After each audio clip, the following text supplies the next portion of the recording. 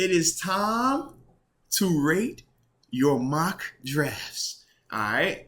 So, like we talked about a week ago, and we have been pushing this off because we kept having different, big time things happen where we felt like, man, we got to address this. We got to address this. We couldn't have a lot of time to get to your mock drafts. Today, man, we're going to talk about 2 mock drafts that we have received and, kind of give our thoughts on them. And for anybody that wants, to potentially get their mock drafts read later shows this week and going forward up until the draft, just send it to moatswinners@gmail.com. Moats, my last name, winners, because we are all winners, baby, at gmail.com. Yeah, and from there, man, we'll be able to go. And this first guy we'll talk about, though, this first draft is from Najee Q. Shout out to Najee Q, man. He sent in his mock. And, let's start from the top, man. First round, he goes with Deke's boy, Kenny Pickett. I like it. I don't hate it. And if Kenny is available at 20, I mean, yeah, it makes a lot of sense, especially if you're going to take a quarterback in this year's draft. We feel like he's the most pro-ready guy of the group. So, I definitely like that part. Leo Chenal in the second round. I can get with him. He'll run stop. He'll definitely show up that run defense. We've talked about that before. And Tyler Smith, man, getting in a little tackle help, man. I like that in the third round. Good value right there on that pick. Neil Farrell Jr. is a name that we keep seeing in this fourth round, man. I think I did a mock where I had him as well at one point. I'm like, dude, I kind of like this dude the more I watch him. I just think that he could add a little bit to the table right there. Deshaun Dixon, get a little wide receiver help, but more importantly, Kennedy Brooks. I like the Kennedy Brooks move a lot, man, in terms of just bringing in some help for Najee, man. Because like we said, the guys that we currently have right now, they just haven't lived up to what we thought they would be for us. And that's in a limited role as well. They just haven't been what we wanted them to be. So I do like Kennedy Brooks. I like that move a lot. And then Percy Butler, man, in the last of our 7th round pick, man, you can't go wrong with bringing in another safety. Right now, I do think that, it would be interesting because, I'm all for competition. And a guy like Trey Norwood, who is young also and was a late round draft pick, I don't want him to get complacent. So I do like, bringing in a safety potentially late, even if we do re-sign Edmonds, just to keep the competition rolling, just to make sure that nobody gets complacent and everybody's going to be playing at their best, going forward. But what's your thoughts on this one, Deke? How you feeling about Mr. Najee Q's, mock draft? You're not going to find me hating on picking Kenny Pickett. But I do feel like I want Willis more for the Steelers out of this quarterback class. Like he's pretty much the only one I want. Like if we get Pickett, I'm just going to be cool with it because it is Pickett. It's Pitt. But I still don't know if I see the value in taking a quarterback early like that outside of Willis. Yeah. So I get where he's going with that. If he falls, I do think he's actually going to be a legitimate consideration for us. Yeah. And there is a potential of him falling just based on some of the moves that have happened now.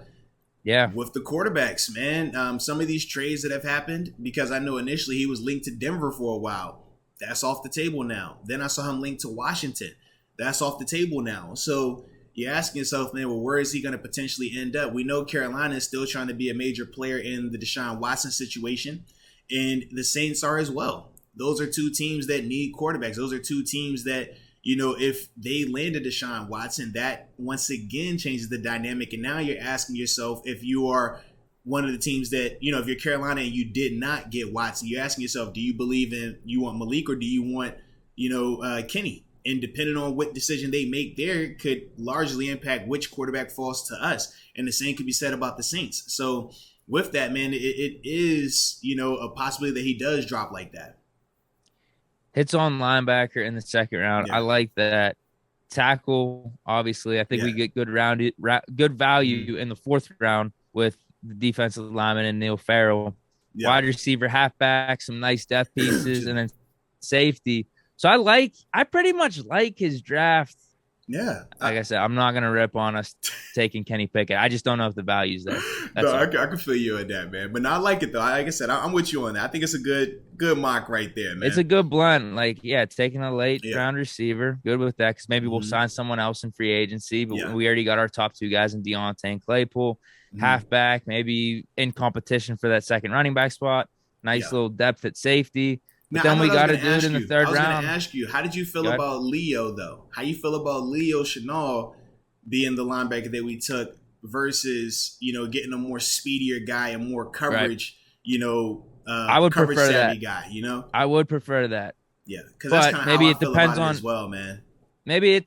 who we get in free agency, though. I Okay. I don't know. I don't see us trading Devin Bush. So, like in a Well, vacuum, no, yeah, I'd you don't rather have. us just go Well, with and my thing is, you don't have to trade Devin Bush to still get a quality linebacker in free agency because Devin Bush is still on that rookie deal. This isn't the fifth-year option, so you can still get away with that while still drafting a guy in the second round. So I don't think that it has to be off the table. I don't think we have to choose one or the other. I just think that, man, we'll know what caliber guy we're able to get depending on what we do in these first couple of days of free agency.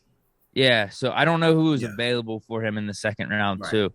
So if Yeah. Brandon Smith, Christian Harris were off the board, maybe you go other Right. position, but maybe he Or just wanted to address even we talked linebacker about at that Chad point. Muma. I mean, we talked about Chad Muma. I know we've been bringing up Troy Anderson. He's the other guy that's been Yeah. kind of in that third round range as well. Both of those are more speedy guys, more athletic coverage, sideline to sideline guys, whereas Leo is definitely a run stopper, a thumper. But when you look at how we were against the run last year, we struggled in a big way. So Leo, I do think, helps in that fashion. I think that he would definitely shore that element up. But like we said, he would be limited when it's time to, spread the ball around and have him having to cover and stuff like that.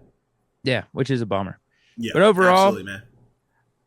I like where he's thinking. I Yeah. think I like where he's thinking outside of maybe taking quarterback early like that. Yeah. Fair enough, man. Well, shout out to Najee Q for that one, man. All right, let's get to this final one that we will talk about today. And that is from the homie Rich Rasmussen. Rich Rasmussen. Yeah. Now, this one I like a lot, man. He said, listen, I'm not playing no games with any of these offensive guys. Let's get real right here. He went Jordan Davis at pick 20. Man, the big dog who killed the combine absolutely solidifies that run defense, man. Gives you the future for our D-line right there. Then I like them bringing in the second round, Daniel Falele. I think that's how you say his last name, out of Minnesota. Real good quality player right there, man. I definitely like him in terms of what he'll be able to bring to this O-line. Then, the guy we were just talking about in the third round, Troy Anderson out of Montana State, the do-it-all linebacker, former quarterback, athlete, who is continuing to, shoot up draft boards based on what he did at the Combine and the Senior Bowl, and solely for the fact that he is still extremely young at the linebacker position. I mean, this dude's ceiling is through the roof right now, man. So he's definitely a guy that I'm very intrigued about. I like that in the third. Then in the fourth, man, getting a little D-line help, man, in terms of Tyreek Smith, man. I like him as well. Just, you can never have enough bodies, right? Get a guy like him, man. He's a high pedigree guy coming from Ohio State. It definitely helps our situation here. And in the sixth round, the guy that, we kind of been talking about, our Ivy League guy potentially, and E.J. Perry, man. Shout out to Brown University, man. I definitely like what we've talked about with him and, kind of how we slotted him. We said he's more of a Tyler Heineke, Ryan Fitzpatrick caliber guy. And, he's a lot more athletic than we thought. I mean, he showed athleticism on tape and he looked good on tape, but to see what he did at the Combine, to solidify with, his numbers, comparing them to other guys, was really impressive, man. So I definitely like that. Then going into the seventh, man, the first one, Charleston Rambo. I like him. He's a guy that I took in my mock as well. Didn't test the best at the Combine, but you cut the tape when he's still a really good player. He plays fast, and I think that he has a lot of potential to develop and continue to grow, because he definitely has some nice, really nice footwork in terms of how he runs routes, how he's able to snap routes down from, going from the vertical routes to the stop routes and things like that. I definitely like him. I just think he has to get a little bit thicker. And then, man, finishing it up with another Hell to Pitt guy. Yeah. In terms of Lucas Krull, tight end. Definitely like him.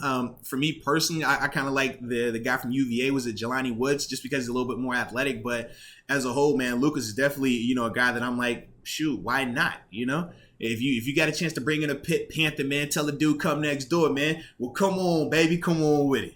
But I do think he's legit good. No, he is, man. He definitely a good depth man. guy. Yeah. I like this draft a little bit more than the other. Yeah. I'm guessing. Then with this one, we either got Deshaun Watson, we either signed Jameis, or we're rolling with Mason then. Mm-hmm. And if that being the case, we're building out the roster. Defensive line, Jordan Davis. We got a tackle that I'm assuming will start day one. I mean, if we're drafting the second Yeah. round, No, he'll be maybe starting, move Dan man. Moore to the right, maybe Yeah. put him, I don't know, something like that. Troy Hey, Anderson, nice and flyer in the I'm third. all for moving Dan if that's what it came to. I'm all for it because Daniel to me is he's that guy. He comes in, he makes your O line better day one. Yeah. Edge, Tyreek Smith. He'll be Mm-hmm. our outside guy, outside Yeah. linebacker, maybe the Mm-hmm. third or fourth guy, depending Yeah. on what we do in free agency too. Not bad in the fourth round. And then Mm-hmm. me and him basically have the same last three picks. Oh yeah, Whenever absolutely, you man. compare it to my last mock draft, I Yeah. just swapped out Lucas Kroll for Tyquan Thornton. Yeah. Although I initially did have Kroll there until I realized, man, they don't even have Thornton on this PFF Right. draft I board, remember you so I'm told just going us. to put him in Yeah. there because of the speed. Yep. I like this one though because we Nah, hit man. on basically everything. I'm Mm-hmm. assuming we're picking corners up in free agency then Yep. because we got our offensive tackle, we got an inside linebacker, Mm-hmm. defensive line, interior, defensive tackle. This is going to be our next Casey Hampton. Yeah. Backup QB, just a guy get in the room, and EJ Perry. I Yeah. like this draft. I Yeah, really and do. like you said, you address O line if you need to in terms of the interior part, whether you want another center or a guard, you get those guys in free agency with this type of mock draft right here. And if you also wanted to bring in a running back, remember we talked about Marlon Mack, we talked about Tariq Cohen. Well, with this type of mock, you still have that flexibility to get one of those guys to pair them with the Najee Harris, especially knowing the cap space that the Steelers currently have right now, man. So yeah, I can get behind that, man. Yeah, good all around. Yeah, Jordan Davis. Shout out to Rich right here, man. Rich Rasmussen, man. This is a high quality mock draft by you, baby. Absolutely. Because today's show is brought to you by Manscaped, the leaders in below the waistline grooming, baby. And we know not only is St. Patrick's Day coming up, and we trying to get lucky out there, but we also know March Madness is upon us as well, okay? So we don't want our balls bouncing around here all haphazardly looking crazy. Nah. We got to make sure that we grooming them things, keeping it low and slow, and make it look nice and neat, okay? And the best way to do that is with the Lawnmower 4.0. As Deke and I've already told you, I never leave home without it, because you never know. You never know. But more importantly, what you need to do is this, man. Use the promo code MOATS so that way you can get you 20% off along with free shipping worldwide at manscaped.com, baby. And trust me when I tell you, your delicate twins will definitely thank you, my friend.